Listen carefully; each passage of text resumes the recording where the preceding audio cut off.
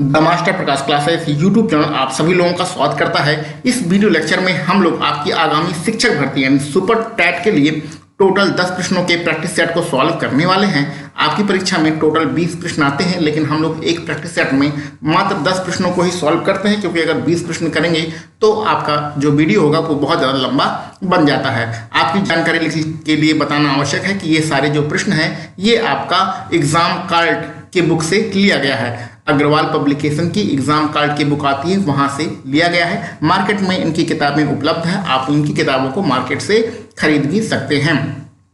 और यहाँ पर कुछ हमारे जो वीडियो हैं सुपर टेट से संबंधित, उसकी जानकारी आपको उपलब्ध करा देते हैं। जो आपका सुपर टेट में टोटल 150 प्रश्न होता है, तो 150 प्रश्नों का जो प्रैक्टिस सेट होता है वो सवेरे 10 बजे आपको उपलब्ध होता है।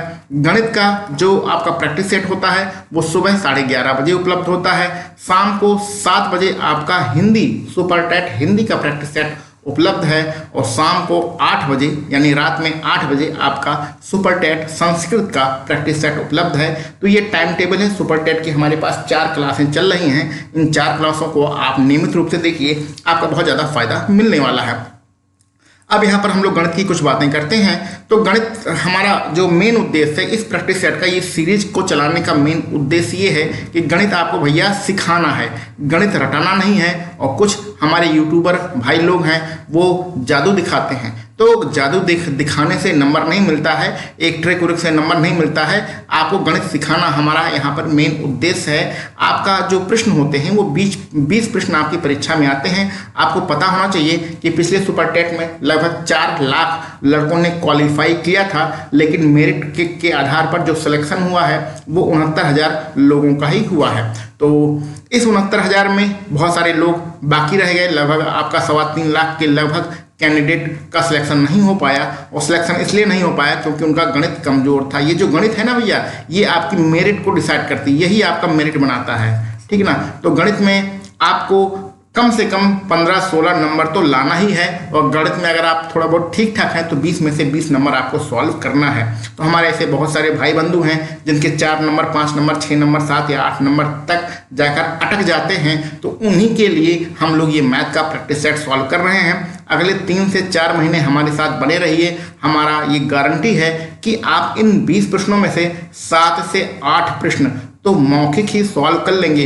अगर मौखिक नहीं भी लगाएंगे तो मात्र 1-2 लाइन में ही हम लोग प्रश्नों को सॉल्व कर लेंगे, क्योंकि यहाँ पर हम लोग गणित क्या कर रहे हैं भैया, सीख रहे हैं, गणित रट नहीं रहे हैं। प्रत्येक वीडियो लेक्चर में आप कुछ ना कुछ सीखेंगे। कॉपी पेन लेकर बैठे रहिए, आपको बहुत कुछ सीखने के लिए मिलेगा। अगले 3 से 4 महीने लगातार बने रहिए, और आपका उम्मीद है आपका कम से कम 15 से 16 17 नंबर आप बना ले जाएंगे इस गणित के पेपर में। ठीक है भैया, तो चलिए हम लोग स्टार्ट करते हैं अपना प्रैक्टिस सेट का पहला प्रश्न आप लोगों ने पढ़ लिया होगा, थोड़ा बहुत इसे सॉल्व भी कर लिया होगा, नहीं किया है तो चलिए इसके हम लोग सॉल्व करते हैं। देखिए भैया,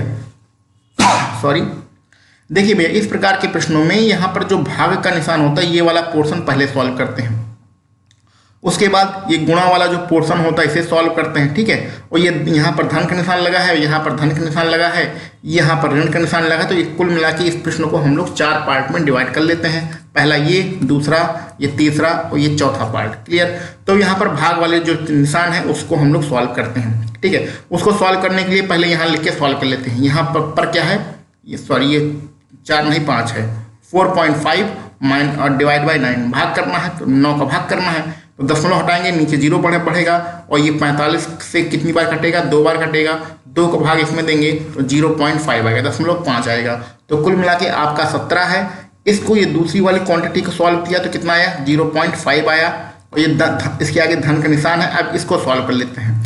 इस तरह जो सॉल्व करेंगे वो हम लोग अलग लिखेंगे, और जो मेन हमारा समीकरण बन रहा है उसको हम लोग यहाँ पर लिखते जाएंगे। तो इसको सॉल्व, अच्छा यहाँ पर देखिए ये 0.6 नहीं है, यहाँ पर बीच में दशमलव का निशान है, ठीक है ना। यहाँ पर आपका क्या लिखा है भैया, 0.6 है, 0.6 है। तो 13 छक कितना होता है भैया, 13 छक आपका 13×25 65, 13 छक 78। पहाड़े वहाड़े तो सबको तैयार ही होंगे, उसमें कोई दिक्कत की बात तो है नहीं। तो इसको जब मल्टीप्लाई करेंगे 13 छक 78, और यहाँ पर दशमलव है, यहाँ पर दशमलव है, 2 अंक के बाद दशमलव लगेगा, यानी कि दशमलव 0.78 रहेगा। और आपका यहाँ पर कितना है, 0.4 है, ठीक है। अब गलती मत करिएगा, यहाँ पर मौखिक जब अगर आप मैथ थोड़ा बहुत अच्छी है आपकी तो मौखिक भी जोड़ सकते हैं, नहीं तो इस वाले पोर्शन को पहले हम लोग जोड़ लेते हैं। तो जोड़ने वाला काम हम लोग थोड़ा सा पेन का कलर चेंज करके करते हैं और कहाँ करें यहाँ कर लेते हैं। देखो भैया ऐसे जोड़ना है, जोड़ना बहुत आसान है, लेकिन कुछ लोग हमारे अभ्यर्थी हैं जिनको मैथ में कमजोर है तो उनके लिए बता दे रहे हैं। दशमलव के बाद सीधे 4 है, इसलिए 4 लिखना है। यहाँ पर कुछ लोग क्या करेंगे कि 8 में 4 जोड़ देंगे, ऐसा नहीं करना है। और 4 के बाद कुछ नहीं है तो यहाँ पर आप 0 मान सकते हैं। इसको जोड़ लेंगे तो ये 8 हो जाएगा, 7 4 होता है 11 और दशमलव के बाद 1 आ जाएगा। अब ये दोनों संख्याएं क्या है, प्लस में है, इसमें से ये वाली संख्या घटानी है। देखिए इसके आगे माइनस का निशान लगा है, इसको घटाना है। तो चलिए कहाँ पर घटाएं, चलिए यहीं पर घटा देते हैं, छोटा छोटा लिख के घटा देते हैं। 0.5 इसको घटाना है, ठीक है। और 5 के आगे कुछ नहीं है तो यहाँ पर आप 0 मान सकते हैं। तो इसको घटा के यहाँ लिख देते हैं। 8 में से 8 जाएगा 0 और यहाँ हो जाएगा 11, ये हासिल लाएंगे हो जाएगा 11, 11 में से 5 जाएगा 6, यानी कि कुल मिला के 0.68 बचेगा घटाने के बाद। और चूंकि ये बड़ी संख्या है इसलिए यहाँ पर प्लस का निशान रहेगा और यहाँ पर हमारा 17 है तो आगे 17.68 मतलब 17.68 आपका आंसर रहेगा। 17.68 कहाँ पर है, 68 है आपका विकल्प डी में, तो विकल्प डी आपका बिल्कुल सही रहेगा। इस प्रकार के प्रश्नों में गलती कहाँ पर होती है, गलती ये होती है कि ये वाला जो भाग वाला पोर्शन है आपको पहले भाग को सॉल्व करना है, फिर ये गुणा वाला जो पोर्शन है इसे सॉल्व कर लेना है और जोड़ना घटाना तो आप कर ही लेंगे। तो गलतियां यहीं पर होती हैं, जहां पर गलती होती है वहां पर आपको समझा दिया गया है। आगे से इस प्रकार का प्रश्न मिलेगा तो आप इसी प्रकार से सॉल्व करिएगा। उम्मीद है सारी चीजें आपको क्लियर हो रही होंगी। चलिए आगे बढ़ते हैं अपने अगले प्रश्न पर। देखिए ये प्रश्न मौखिक है, आप प्रश्न पढ़िए और चारों विकल्प को ध्यान से देखिए और आंसर दे दीजिए। इस प्रकार का ये प्रश्न है, किसी परिमेय संख्या का हर उसके अंश से 5 अधिक है। तो हर कौन सी होती है, किसी भिन्न में जो हर होता है वो नीचे वाली संख्या होती है, जो अंश होता है वो ऊपर वाली संख्या होती है। तो अंश से 5 अधिक है, पहली कंडीशन में ये दिया गया है कि नीचे वाली संख्या यानी हर जो है वो अंश से 5 अधिक है। तो विकल्प देख लो भैया, विकल्प में यहाँ ऊपर 1 है नीचे 4 है, 5 अधिक ये वाली संख्या इसे 5 अधिक तो है नहीं, यहाँ पर भी 5 हर अधिक है नहीं, यहाँ पर हर 4 है और ये 5 है, 5 अधिक है नहीं, लेकिन यहाँ पर हर आपका 8 है, अंश आपका 3 है और इनका अंतर कितना है, इनका अंतर 5 है, यानी कि जो हर है वो अंश से 5 अधिक है। यानी पहली कंडीशन से ही हमें अपना आंसर मिल चुका है, विकल्प डी हमारा बिल्कुल सही रहेगा। चलिए दूसरा वाला इसके आगे पढ़ लेते हैं। यदि अंश में को 4 तथा हर को 8 बढ़ा दिया जाए, सॉरी अंश को 5 बढ़ाएंगे तो 3 पहले से है, 5 बढ़ा देंगे तो कितना हो जाएगा 8, और हर को कितना बढ़ाना है 8, तो हर में कितना है 8 पहले से, 8 और बढ़ा देंगे तो हो जाएगा 16। तो संख्या कितनी हो जाती है, संख्या आपका 1/2 हो जाता है। इसको कैंसिल आउट करेंगे तो हमारा 1/2 आएगा। तो दोनों कंडीशन सेटिस्फाई हो रही है, पहले कंडीशन से ही आंसर निकल गया था, दूसरी कंडीशन भी सेटिस्फाई हो रही है। तो इस प्रकार हमारा विकल्प डी सही रहेगा। अब इस प्रश्न से हमें सीखने को क्या मिलता है, इस प्रश्न से हमें सीखने को ये मिलता है कि इस प्रकार के समीकरण बनाकर जब आपको प्रश्न दिया जाएगा तो वहां पर आप समीकरण बना के सॉल्व मत करने लगेगा। यहाँ पर विकल्प के आधार पर जो आपके वहाँ टर्म्स एंड कंडीशन लिखी गई हैं उनके हम विकल्प देखेंगे तो अपने आप आंसर मिल जाएगा, ये हमारे कहने का मतलब है। तो इस प्रकार का प्रश्न आएगा तो आपको मौखिक ही सॉल्व करना है। चलिए आगे बढ़ते हैं अपने अगले प्रश्न पर। एक परीक्षा में 60% जो है छात्र हैं वो उत्तीर्ण हैं, यानी पास होने वाले जो छात्र हैं कितना है भैया 60%। हमें पता है जो टोटल होता है, टोटल कितने स्टूडेंट होते हैं 100%। तो अगर पास होने वाले 60% हैं तो फेल होने वाले कितने हैं, तो टोटल तो 100% होता है, अगर पास होने वाले 60% हैं तो फेल होने वाले 40% होंगे। आगे बढ़ते हैं। और 18 जो है छात्र असफल हुए, असफल मतलब फेल हो गए। तो परसेंटेज में तो 40% फेल हैं, लेकिन छात्रों में कितने फेल हैं 18%। यानी कि अगर इस प्रश्न को हम लोग परसेंटेज के हिसाब से सॉल्व करें तो 40% की वैल्यू 18 के बराबर है। बताना है परीक्षा में कितने छात्र सम्मिलित हुए, कितने छात्र सम्मिलित हुए मतलब 100% की हमें वैल्यू निकालना है। इस प्रश्न को हम लोग परसेंटेज के तरीके से सॉल्व करने की कोशिश कर रहे हैं, यानी कि प्रश्न में आपके 40% की जो वैल्यू है वो 18 दी गई है अप्रत्यक्ष रूप से, जो कि हमने यहाँ पर निकालना है। और निकालना कितना है आपको 100%। अब इस प्रश्न को भी 1-2 लाइनों में ही सॉल्व करना सीखिए। 40% की वैल्यू आपको 18 दी गई है, 100% की वैल्यू निकालना है। तो अगर कुछ ऐसा करो कि हमारा 100% आ जाए, तो 100% लाने के लिए पहले इसको 20 बना लेते हैं, क्योंकि 40 के पहाड़े में तो 100 आता नहीं, लेकिन 20 के पहाड़े में 100 आता है। तो 20 बनाने के लिए क्या करिए, दोनों तरफ 2 का भाग कर दीजिए। दोनों तरफ आप 2 का भाग करेंगे तो इधर तो हो जाएगा 20%, इधर कितना हो जाएगा, इधर आपका 9 हो जाएगा। आप क्या करिए, हमें कितना लाना है, टोटल स्टूडेंट, और टोटल स्टूडेंट होता कितना है, 100%। तो क्या करिए, ये जो समीकरण है ना भैया, इसमें क्या करिए 5 का गुणा कर दीजिए दोनों तरफ। तो इधर करेंगे तो कितना हो जाएगा आपका 100%। 100% ही टोटल स्टूडेंट होते हैं। और इधर कितना हो जाएगा, 9 × 5 = 45, यानी कि हमारा आंसर 45 आ जाएगा। तो इस प्रकार के प्रश्नों को हम लोग परसेंटेज के तरीके से सॉल्व करेंगे तो हमारा आसानी से आंसर आ जाएगा। ज़्यादा दिमाग लगाने वाला ये काम नहीं है। उम्मीद है हम जो आपको तरीका सिखा रहे हैं, जो समझा रहे हैं, उस तरीके को आप धीरे धीरे समझ रहे होंगे, धीरे धीरे सीख रहे होंगे। ऐसे बहुत सारे तरीके हम लोगों ने सिखाए हैं अपने पिछले वीडियो में, तो वो सारी वीडियो आप जाके देखिएगा। आप लगातार बने रहिए, 4 से 5 महीने तक लगातार बने रहिए। आप यकीन मानिए आपकी मैथ जो है वो एक स्ट्रांग हो जाएगी। धीरे धीरे सीखते सीखते आपकी मैथ मजबूत हो जाएगी, कोई दिक्कत की बात नहीं है। और यहाँ एक चीज़ हम लोग बताना भूल गए हैं कि आपके पास यूपी बोर्ड की कक्षा 5, 6, 7 और 8 की किताब होना ही चाहिए। अगर आप 20 में से कम 15-16 नंबर लाना चाहते हैं तो कक्षा 5, 6, 7, 8 की यूपी बोर्ड की किताब होना चाहिए। अब जो है सीबीएसई एनसीईआरटी चलता है पूरे में, चाहे यूपी बोर्ड हो चाहे सीबीएसई बोर्ड हो, सब बराबर हो गया है। लेकिन आपको 1-2 साल पुरानी वाली जो यूपी बोर्ड वाली किताबें होती थी वो मिल जाए तो बहुत अच्छी बात रहेगी। और अगर आपके 20 में से 20 नंबर लाना चाहते हैं तो आपके पास 9 और 10 की भी किताब होनी चाहिए। 10 तक आप पढ़ लेंगे, 20 में से 20 आएगा, और बाकी अगर आप 5, 6, 7, 8 तक ही पढ़ेंगे तब भी आपका 15-16 नंबर बन जाएगा। तो कोई मार्केट से किताब खरीदने की जरूरत नहीं है, ये यूपी बोर्ड वाली किताब ले आइए, सारे फार्मूले रट मारिए और बाकी जो हम पढ़ा रहे हैं उसको पढ़िए, आपका कल्याण हो जाएगा। आगे बढ़ते हैं। बहुत ही खतरनाक सा प्रश्न आया है परसेंटेज का। इसमें आपको बहुत ही बेहतरीन हम तरीका समझाने वाले हैं। लाभ हानि का ये प्रश्न है और लाभ हानि में बहुत ही बेहतरीन तरीका इसमें आपको बताने वाले हैं। इस चीज़ को बहुत ही अच्छे तरीके से समझ लीजिए। प्रश्न बाद में पढ़ेंगे, पहले जो समझाना चाह रहे हैं उस चीज़ को समझिए। मान लीजिए कोई आप वस्तु 100 रुपये में खरीदते हैं, कोई वस्तु 100 रुपये में खरीदते हैं और उसे जो है 110 रुपये में बेच देते हैं। ठीक है, 100 रुपये में, यहाँ पर कुछ हम उदाहरण के रूप में कोई चीज़ समझाना चाह रहे हैं, उसको ध्यान से समझिएगा। 100 रुपये में खरीदा यानी कि ये हमारा क्रय मूल्य है। ठीक है, 110 रुपये में बेचा यानी कि ये हमारा विक्रय मूल्य है। तो जब हमारा क्रय मूल्य कम होता है, विक्रय मूल्य ज़्यादा होता है, तो हमें क्या होता है, लाभ होता है। तो लाभ की कंडीशन में जितने रुपए में हम कोई सामान खरीदते हैं उससे ज़्यादा में बेचते हैं तो हमें लाभ होता है। अब इस चीज़ को हम दोबारा कह रहे हैं, दोबारा क्या कहेंगे, ध्यान से सुनिएगा कि जब हमें रुपए की बात करती हैं, जब हम रुपए पैसे की बात करते हैं तो कम में खरीदते हैं और ज़्यादा में बेचते हैं तो हमें लाभ होता है।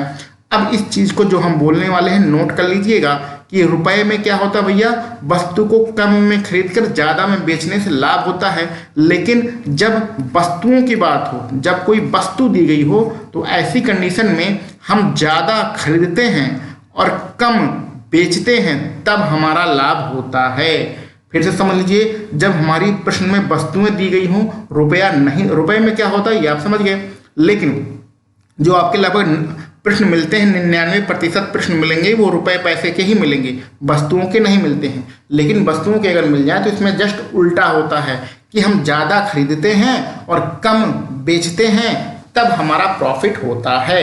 तो इसने 10 टॉफ़ी खरीदी है, 20% का लाभ ये कमा रहा है तो ये कम बेचेगा, 10 से कम ही वाला ही हमारा आंसर रहेगा।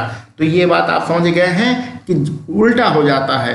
वस्तुओं के केस में ज़्यादा वस्तुएं खरीदकर जब हम कम बेचते हैं तब हमें प्रॉफिट होता है। ये बात आप समझ गए होंगे। यानी कि कहने का मतलब, अगर हम यहाँ पर एक उदाहरण ले लेते हैं, मान लेते हैं 100 वस्तुएं हमने खरीदी, ठीक है, और फिर अगर हम 90 वस्तुएं बेच रहे हैं तो हमारा प्रॉफिट होगा। तो यहाँ पर क्या होगा, मामला उल्टा हो जाता है। तो मामला उल्टा होने के लिए अब गणित में इसको कैसे अप्लाई करेंगे, गणित में इसको इस प्रकार से अप्लाई करेंगे कि जो हमारा क्रय मूल्य ये जो प्रश्न में आपका क्रय मूल्य दिया होता है, ये क्रय मूल्य दिया गया है, खरीदना मतलब क्रय मूल्य, ये हमारा उल्टा हो जाता है, यानी कि ये हमारा विक्रय मूल्य हो जाता है। यही हम इतनी देर से समझा रहे हैं कि वस्तुओं के केस में क्या हो जाता है, मामला उल्टा होता है। जो हम खरीद के लाते हैं वो हमारा विक्रय मूल्य होता है, और हमें क्या करना है, जो हमारा विक्रय मूल्य होता है वो हमारा क्रय मूल्य बन जाता है। ये हमारे कहने का मतलब था। जब रुपए की बात होती है तो सीधा सीधा होता है, जब वस्तुओं की बात होती है तो मामला उल्टा हो जाता है। जो क्रय मूल्य वाली बात होती है वो विक्रय मूल्य बन जाता है, जो विक्रय मूल्य होता है वो क्रय मूल्य बन जाता है। यानी कि सीधा सीधा कहने का सीधा मतलब है इस कि यहाँ पर आप उसने 10 टॉफियाँ खरीदी हैं तो ये 10 हमारा क्रय मूल्य होना चाहिए था, लेकिन मामला उलट गया तो इसको हम विक्रय मूल्य मानेंगे। हमें निकालना है हमें क्या निकालना, उसने कितनी टॉफियाँ बेची मतलब विक्रय मूल्य निकालना है। लेकिन मामला, क्योंकि ये पूरा प्रश्न वस्तुओं से संबंधित है तो पूरा मामला उल्टा हो गया, तो हम क्या निकालेंगे, क्रय मूल्य निकालेंगे। ये एक नया कॉन्सेप्ट आपको समझाया है, उम्मीद है समझ में आ गया होगा। अब यहाँ पर हम लोग अपना कौन सा मेथड लगाएंगे, अपना बाहुबली मेथड लगाएंगे। ठीक है, बाहुबली मेथड क्या होता है, पिछले लगभग 4-5 वीडियो से हम लोग लगातार बता रहे हैं, पिछली वीडियो देख लीजिएगा। उसमें चलिए यहाँ पर हम पहले लिख लेते हैं क्रय मूल्य, और यहाँ पर होता है विक्रय मूल्य।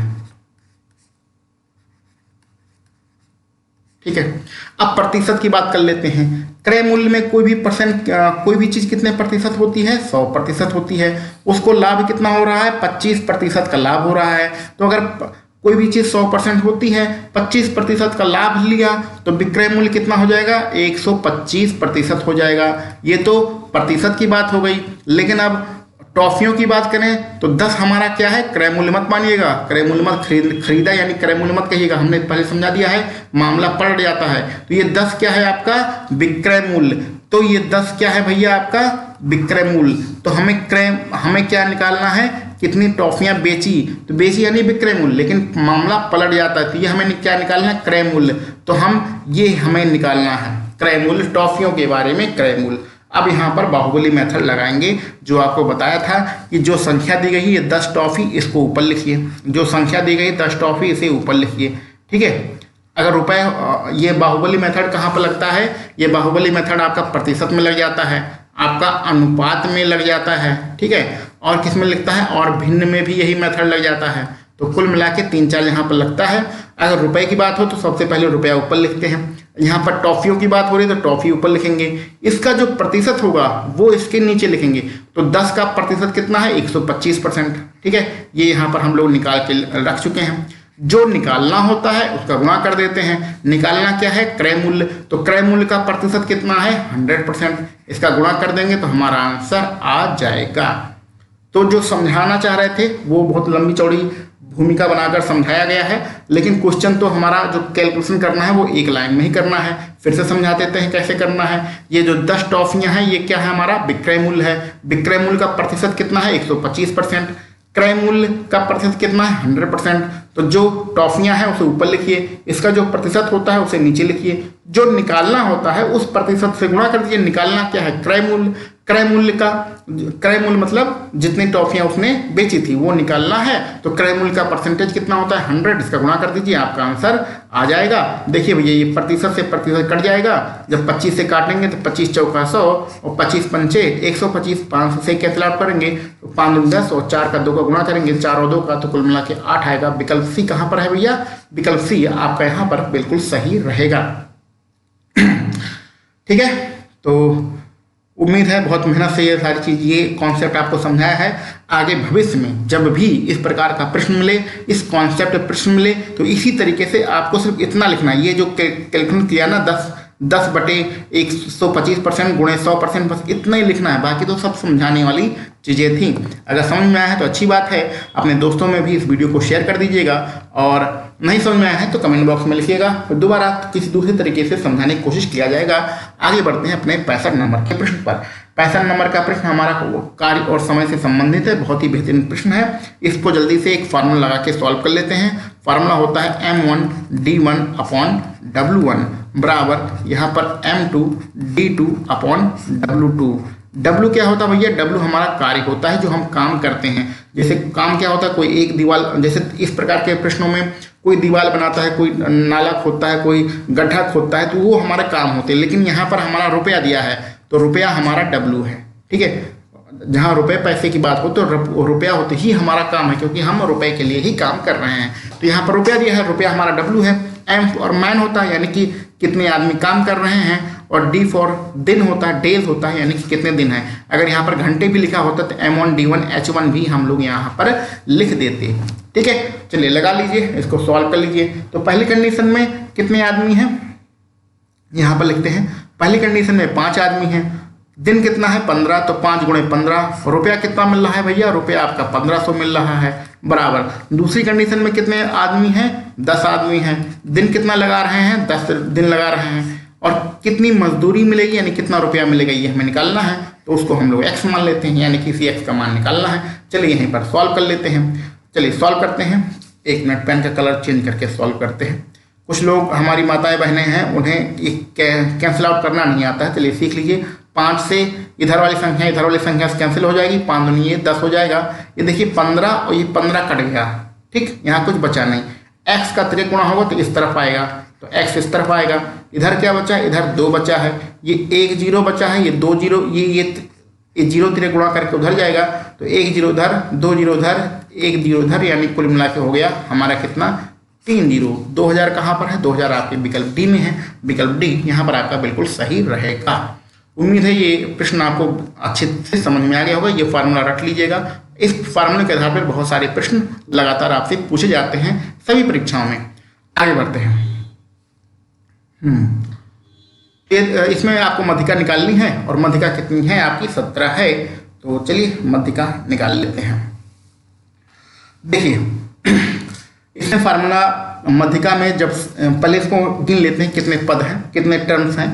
तो यहाँ पर देखिए 1 2 3 4, ये 5, ये वाला 6, ये 7, ये 8 9 और 10 टर्म्स होते हैं।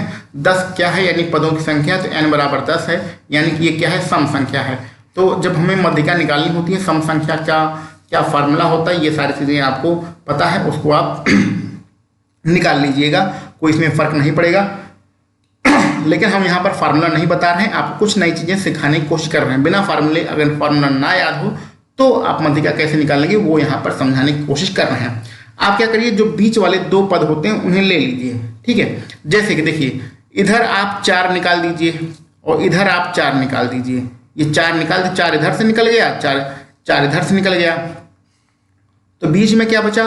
जैसे जब 10 संख्याएं होती हैं तो ठीक बीचों बीच में क्या है, जैसे कि मान लीजिए 3 संख्या है, 1 संख्या 2 संख्या 3 संख्या, तो आप बता सकते हैं ये जो बीच में है। लेकिन अगर 4 संख्याएं हैं तो आप कौन सी संख्या बीच में है ये नहीं बता सकते हैं, तो आपको ये दोनों संख्याएं लेनी पड़ती हैं, ठीक है। तो 4 संख्याएं नहीं, सम संख्या होती है, तो बीच में कौन सा ये नहीं हमें पता होता है, तो हम बीच की 2 संख्याएं लेते हैं। तो इस प्रकार से अगर हम 4 आगे से निकाल दें, 4 पीछे से निकाल दें, तो हमारे बीच में कितनी संख्याएं बचती हैं, बीच में हमारी 2 संख्याएं बचती हैं। तो इस जब सम संख्याएं होती हैं तो बीच की 2 संख्याओं को हम ले लेते हैं।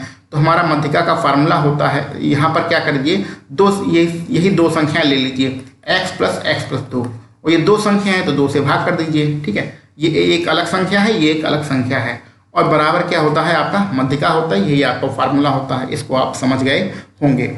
इसमें फार्मूला लगाने की जरूरत नहीं, कुछ नया तरीका हमने समझाया है कि जब सम पद होते हैं तो बीच वाले 2 पद लेके 2 से भाग कर दीजिए, और बराबर में क्या होता है, बराबर आपकी मध्यिका होती है, और मध्यिका का मान कितना दिया है, 17। अब इसमें x का मान आप सॉल्व करके निकाल लीजिए, बहुत आसानी से निकाल आएगा। 17 दूनी कितना हो जाएगा भैया, यहाँ पर 34 हो जाएगा, और यहाँ पर क्या बनेगा, यहाँ पर आपका 2x और प्लस के 2 बचेगा, 2 उधर से घटेगा तो हो जाएगा 36, बराबर आपका रहेगा 2x।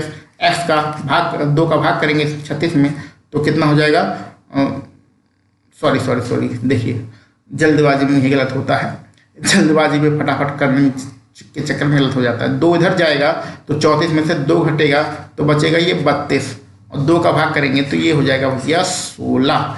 तो कहाँ पर है आपका विकल्प, विकल्प ए यहाँ पर आपका बिल्कुल सही है। तो कहने का सीधा सीधा मतलब ये है कि कभी कभी हम कोई प्रश्न हमारे पेपर में आ जाता है और हम उसका फार्मूला भूल जाते हैं, उस प्रश्न को छोड़ देते हैं, फिर हम सोचते हैं अरे यार फार्मूला याद आ गया होता तो हम कर लेते। ऐसी कोई कंडीशन नहीं है, कि हमारा फार्मूला याद नहीं आएगा तो हम प्रश्न नहीं कर पाएंगे। बिना फार्मूले के भी लगभग सारे प्रश्न आपके सॉल्व हो जाते हैं। तो अब मध्यिका निकालने का आप यही तरीका लगाइएगा, फार्मूला और उर्मला भूल जाइए। और फिर से कह रहे हैं, आपके पास 5, 6, 7 और 8 की किताब होनी चाहिए। मध्यिका लगभग हमारे ख्याल से 7 या 8 की किताबें बहुत अच्छे तरीके से निकालना बताया गया है, तो वहाँ पर आप फार्मूले भी पढ़ लीजिएगा एक बार जाकर। आगे बढ़ते हैं अपने अगले प्रश्न पर। इस प्रकार के प्रश्न हम लोग लगा चुके हैं। देखिए यहाँ पर आपका सीधा सीधा अनुपात दिया गया है ए और बी, इसका मान दिया है 5:3 और फिर यहाँ पर बी और सी, तो एक क्रम बन रहा है ए बी बी सी, एक क्रम सीधा सीधा है। तो ऐसी कंडीशन में अगर आपको ए अनुपात बी और अनुपात सी निकालना होता है तो आपको पता है कि ये अनुपात वाली संख्याओं को हम लोग बटे में लिख सकते हैं।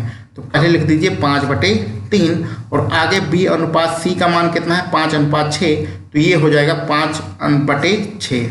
अब आपको ए अनुपात बी अनुपात सी निकालना है। तो ये जो भैया ए है ना, इसकी वैल्यू क्या होती है, इसकी वैल्यू होती है आपका सीधा गुणा करना, ऊपर वाली संख्याओं गुणा कर दीजिए, ए का मान निकल आएगा। अगर ए का मान निकालना है तो सीधा गुणा कर दीजिए 5 का 5 में, 5 का 5 में गुणा करेंगे कितना आएगा 25। ठीक, अगर बी का मान निकालना तो कैसे गुणा करिए, बी का मान निकालने के लिए तिरछा गुणा करिए 3 और 5 का, तो 3 और 5 का गुणा करेंगे कितना होगा 15।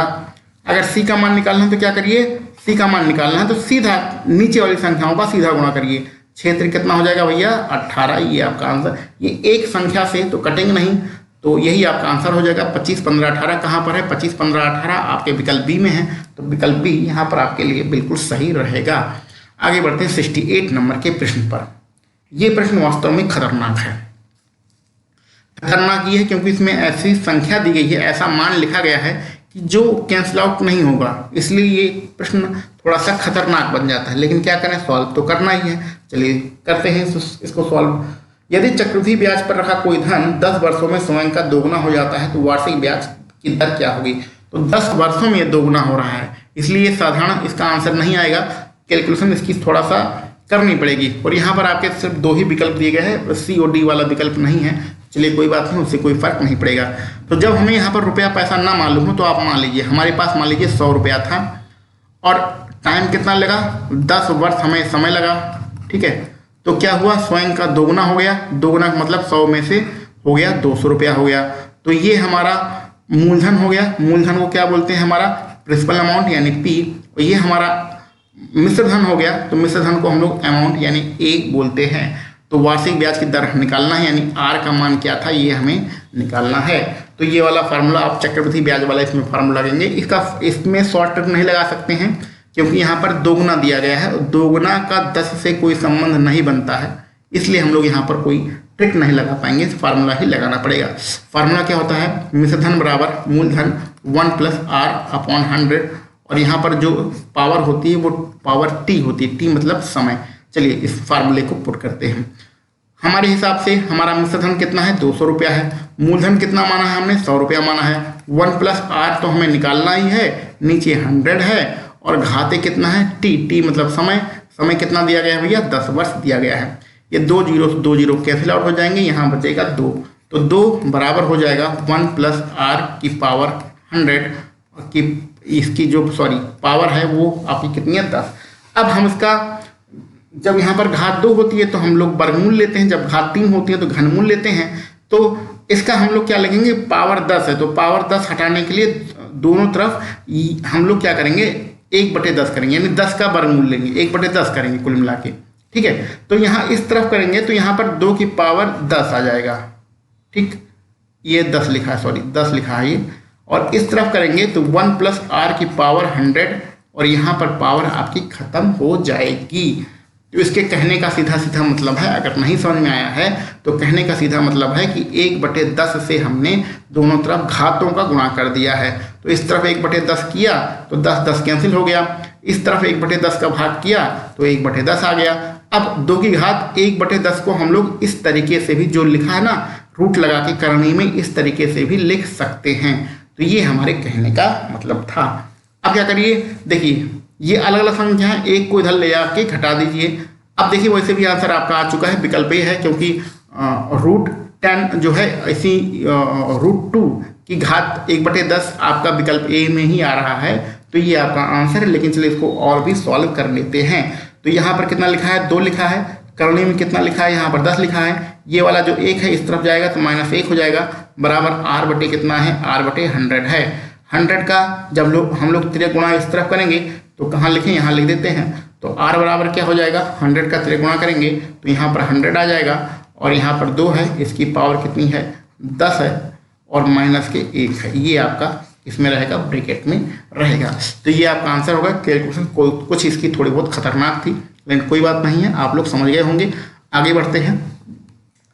अब भैया ये जो प्रश्न आपके सामने है, ये इसको आपको मौखिक करना, चित्र बनाना है, मौखिक करना है।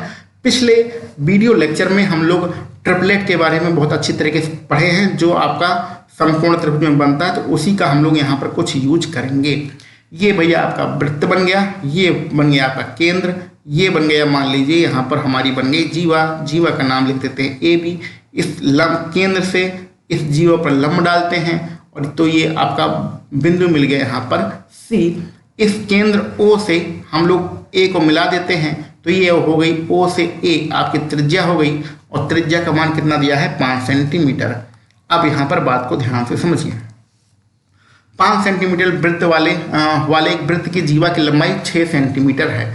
तो जीवा यहाँ पर लिख देते हैं। जीवा हमारी जो AB है वो हमारी कितनी है, 6 सेंटीमीटर है। अब बात को ध्यान समझिए। वृत्त जो हम बोल रहे हैं उसको आप नोट भी कर सकते हैं। वृत्त के केंद्र से जो जीवा पर जो लंब डाला जाता है वो जीवा को 2 बराबर बराबर भागों में डिवाइड कर देता है। तो अगर A से लेके B तक आपका 6 सेंटीमीटर है तो A से लेके C तक आपका 3 सेंटीमीटर हो जाएगा, और C से लेके B तक आपका 3 सेंटीमीटर हो जाएगा। प्रश्न में साफ साफ लिखा है कि जो आपका वृत्त है उसकी त्रिज्या जो है 5 सेंटीमीटर की है। तो A से O तक हमारी त्रिज्या ही तो है, तो ये O से A तक की दूरी है, यानी कि AO की दूरी है वो 5 सेंटीमीटर हमारी दी गई है।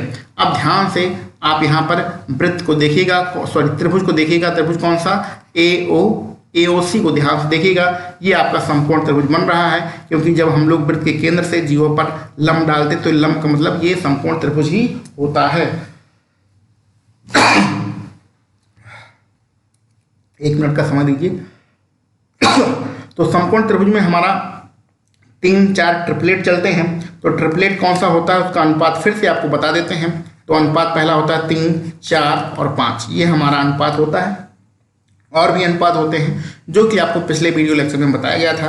तो इसी से हमारा काम बन जाएगा। देखिए इस समकोण त्रिभुज के सामने क्या होता है, कर्ण। तो कर्ण हमारा 5 निकल आया। एक भुजा AC है, ये 3 है, तो स्वाभाविक सी बात है ये वाली जो भुजा है ये 4 सेंटीमीटर ही रहेगा। वृत्त के केंद्र से जीवा पर डाला गया जो लंब है वो 4 सेंटीमीटर रहेगा, और इसी को हम लोग दूरी बोलते हैं। वृत्त के केंद्र से जीवा तक की दूरी भी इसे कहते हैं। लंब ही हमारी दूरी कहलाता है। तो इस प्रकार दूरी का मान कितना निकल आया है, दूरी का मान 4 सेंटीमीटर निकल आया है। विकल्प भी यहाँ पर हमारा बिल्कुल सही रहेगा। तो कहने का मतलब अगर आप चित्र बना लेते हैं और थोड़ी बहुत चीज़ें समझ लेते हैं तो इस प्रकार के प्रश्नों को सिर्फ मौखिक रूप में आपको आंसर देना है। जो हम लोग यहाँ पर आपसे वादा कर रहे हैं कि 7 से 8 प्रश्न आपको मौखिक करना है। अगर मौखिक ना हो सके तो मात्र 1-2 लाइन में ही आंसर निकालना है। उसका यही कॉन्सेप्ट है। इस प्रकार की आप कॉन्सेप्ट लगातार सीखेंगे तो बहुत कुछ सीख जाएंगे अगले 3 से 4 महीने के अंदर। चलिए आगे बढ़ते हैं अपने आखिरी प्रश्न पर।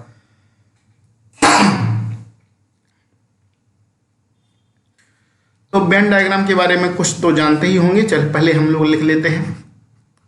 A का मान कितना दिया गया है, 4, 3 और फिर 5 है, और फिर 6 है, और फिर 7 है। यहाँ पर मझला कोष्टक लगाना चाहिए, लेकिन हम यहाँ पर छोटा कोष्टक लगा रहे हैं क्योंकि हमें प्रश्न सॉल्व करने से मतलब है। वेन डायग्राम में कभी छोटा कोष्टक नहीं लगाते, मझला कोष्टक ही लगाया जाता है। इस बात को भी समझते रहिएगा। यहाँ 7 है, और फिर 5 है, और फिर 8 है। ये B का मान है।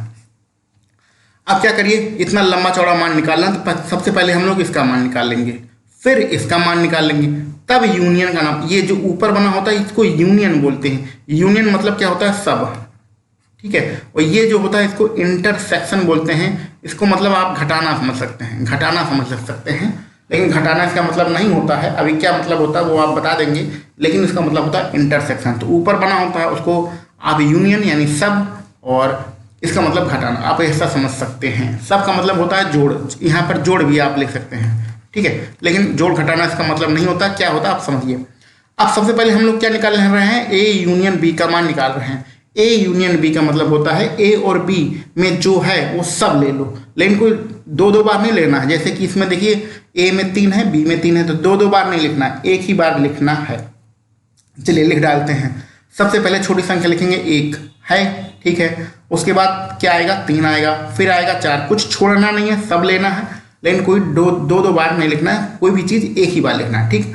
तो हमारा 5 भी है, 5 के आगे 6 भी है, 6 के आगे 7 भी है, 7 के आगे 8 भी है। तो कुल मिला के ये ए यूनियन बी आपका हो गया। अब ए इंटरसेक्शन बी निकालते हैं, ये वाली संख्या जो दूसरे नंबर पे दी गई है, ठीक है। चलिए, इंटरसेक्शन का मतलब घटाना नहीं होता है, फिर से समझ लीजिएगा। इंटरसेक्शन का मतलब होता है हमें ए का मान लिखना है। फिर समझिए जो बता रहे हैं, इंटरसेक्शन का मतलब होता है यहाँ पर, एक मिनट पेन का कलर चेंज करते हैं, सब आपको बताते हैं। यहाँ पर ए इंटरसेक्शन बी का मतलब होता है हमें ए का मान लिखना है, लेकिन वो संख्या नहीं लिखनी है जो बी में हो, ये इसका मतलब है। फिर से बताते हैं, ए का मान लिखिए लेकिन वो संख्या मत लिखिए जो बी में हो। तो एक ए में क्या है, सबसे छोटी संख्या पहले 3 है, 3 बी में है, हाँ है, तो 3 नहीं लिखेंगे। फिर ए में क्या है, ए में हमारा 4 है, 4 बी में है, 4 नहीं है, तो 4 लिख लेंगे। 5 पे आओ, 5 है हमारा ए में, लेकिन बी में है, हाँ है, तो 5 नहीं लिखेंगे। अब 6 पे आओ, 6 हमारे पास ए में है, बी में तो नहीं है, अच्छा सॉरी बी में है, तो 6 भी नहीं लिखेंगे। 7 पे आओ, 7 ए में है और बी में भी है, 7 भी नहीं लिखेंगे।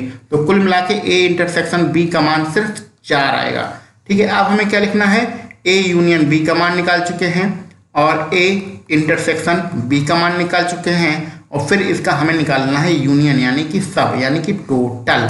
यानी कि अब हमें ये वाला जो समीकरण है और ये वाला जो समीकरण है, इन दोनों का टोटल निकालना, सब। तो सब का मतलब सब लिख दो, सब लिख दो। गिनती है 1 3 फिर 4 फिर 5 फिर 6 फिर 7 और फिर 8। देखिए यहाँ 4 4 2 बार है, 2 बार कोई भी चीज़ नहीं लिखी जाती है, ठीक है। तो ये कहाँ पर है, आपके विकल्प ए में है, विकल्प ए आपका बिल्कुल सही रहेगा। तो यहाँ पर कहाँ गया भैया, एक मिनट, ये पेन का मार्कर कहाँ पर है, हाँ सॉरी, यहाँ पर हमारा पहला वाला विकल्प यहाँ पर बिल्कुल सही रहेगा।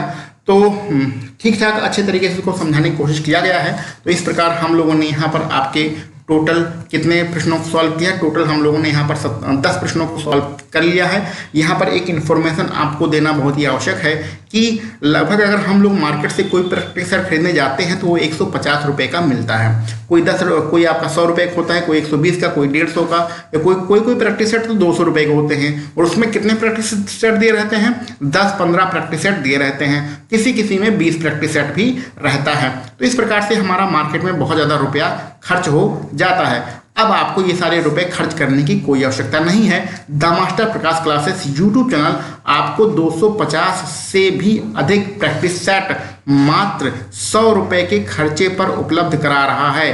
फिर से सुन लीजिए और फिर से समझ लीजिए कि मार्केट से एक भी प्रैक्टिस सेट आपको खरीदना नहीं है, आपको मात्र 100 रुपये में 250 से भी अधिक प्रैक्टिस सेट उपलब्ध कराया जा रहा है। जो भी मार्केट में है सब कुछ आपको उपलब्ध करा दिया जाएगा, ज़्यादा भटकने की आपको आवश्यकता नहीं है। डिस्क्रिप्शन बॉक्स में टेलीग्राम चैनल का लिंक दिया गया है, टेलीग्राम चैनल को ज्वाइन कर लीजिए, वहीं पर ये सारे प्रैक्टिस सेट आपको उपलब्ध करा दिए जाएंगे और इसकी सूचना आपको टेलीग्राम चैनल पर ही दी जाएगी। तो 250 से भी अधिक प्रैक्टिस सेट प्राप्त करने के लिए आप टेलीग्राम चैनल से जुड़ जाइए, आपको सारी सूचनाएं मिलती रहेंगी। मार्केट में किसी भी किताब को खरीदने के लिए आपको रुपया खर्च करने की आवश्यकता नहीं है। The master Prakash classes YouTube channel लगातार आपके साथ बना हुआ है, लगा हुआ है, और आप भी इसका सहयोग करिए और इसको चैनल को धीरे धीरे बढ़ाते रहिए। अच्छा, यहाँ पर एक खुशखबरी की बात बता दें कि भैया हम लोग लगातार इतने दिनों से प्रयास कर रहे हैं, आपके लिए वीडियो बना रहे हैं, और अभी पिछले महीने जून के महीने में ही, अब तो जुलाई आ गया है, तो जून के महीने में ही हम लोगों ने 10,000 सब्सक्राइबर पूरे कर लिए हैं। आप लोगों का परिवार जो है, द मास्टर प्रकाश क्लासेस का परिवार आप सभी लोग हैं, और आप सभी लोगों के सहयोग से 10,000 सब्सक्राइबर का जो माइलस्टोन है उसे हम लोगों ने पूरा किया है। इसके लिए आप सभी को बहुत बहुत बधाइयाँ, क्योंकि हमारा परिवार धीरे धीरे बड़ा हो रहा है और आप सभी इस परिवार के सदस्य हैं। तो हमारा यही फर्ज बनता है कि हमारे जितने भाई बंधु हैं, हमारी बहनें हैं, उनको ज़्यादा रुपया ना खर्च करना पड़े। ये जो 100 रुपया है PDF बनवाने का जो खर्चा आता है, जो हमारे मतलब टेक्नीशियन हैं अपना इस PDF बनाने का खर्चा लेते हैं, वही आपसे लिया जा रहा है। और 100 रुपये में 200 से भी अधिक, यानी कि आप समझ सकते हैं लगभग 20 किताबों का प्रैक्टिस सेट आपको उपलब्ध कराया जाएगा। मार्केट में लगभग 15 से 20 किताबों का प्रैक्टिस सेट आपको उपलब्ध कराया जाएगा। और हमारे लिए दूसरी बात है खुशखबरी की कि 10,000 सब्सक्राइबर पूरे हो चुके हैं। तो बाकी इन्हीं सारी बातों के साथ हम लोग वीडियो लेक्चर को अपने विराम देते हैं। मिलते हैं अगले किसी प्रैक्टिस सेट में। आप सभी लोगों को वीडियो देखने के लिए बहुत बहुत धन्यवाद। और इसके अलावा यदि कोई वीडियो में कमियां रह गई हों तो आप उसको कमेंट बॉक्स में ज़रूर लिखिएगा। चलिए मिलते हैं अगले किसी प्रैक्टिस सेट में।